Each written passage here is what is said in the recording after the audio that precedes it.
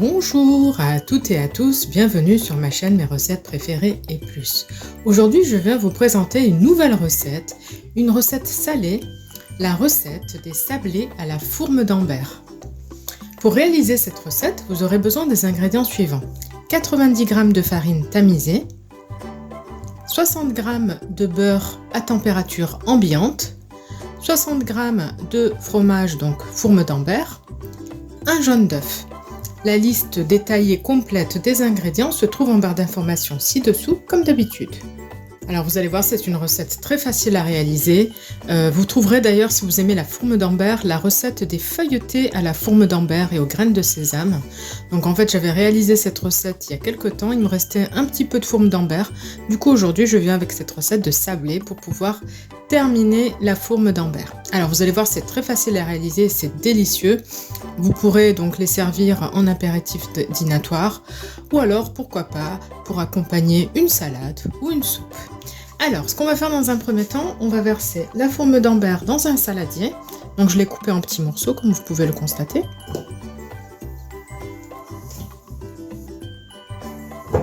Ensuite, on ajoute le beurre. Donc 60 g de beurre à température ambiante. Et on va venir mélanger le tout. Donc soit vous le faites à la spatule, soit vous le faites à la main. C'est comme vous voulez.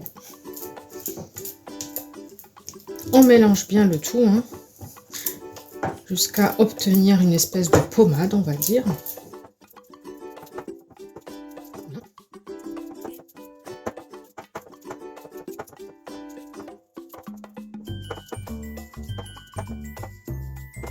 Et maintenant, on va pouvoir ajouter la farine.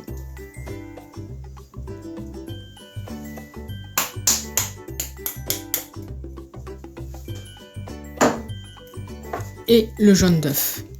Avec le blanc d'œuf, vous trouverez plusieurs recettes sur la chaîne pour utiliser le blanc d'œuf qui reste. Je vous ai créé même une playlist qui s'appelle, je crois, toutes mes recettes préférées à base d'œuf ou avec un blanc d'œuf. Donc vous aurez de quoi faire.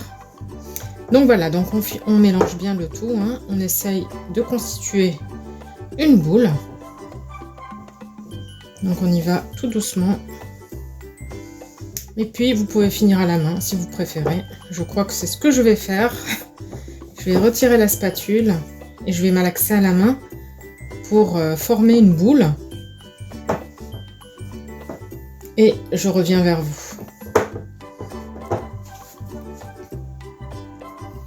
Voici la pâte qu'on obtient. Donc elle colle un petit peu, c'est normal, mais elle est très belle. Donc maintenant, ce que je vous propose, on va la mettre au frigo, le temps de débarrasser le plan de travail, le temps de laver, ranger la vaisselle dans le lave-vaisselle, et ensuite on poursuit la recette. Donc je reviens vers vous d'ici 5 minutes. Donc là, je préchauffe le four à 180 degrés. J'ai sorti la boule du frigo, je ne l'ai pas laissé longtemps, à peine 5 minutes. Là, je prends une plaque que je vais chemiser de papier cuisson.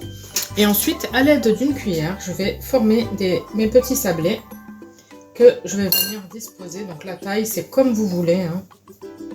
La taille des boules, c'est comme vous voulez.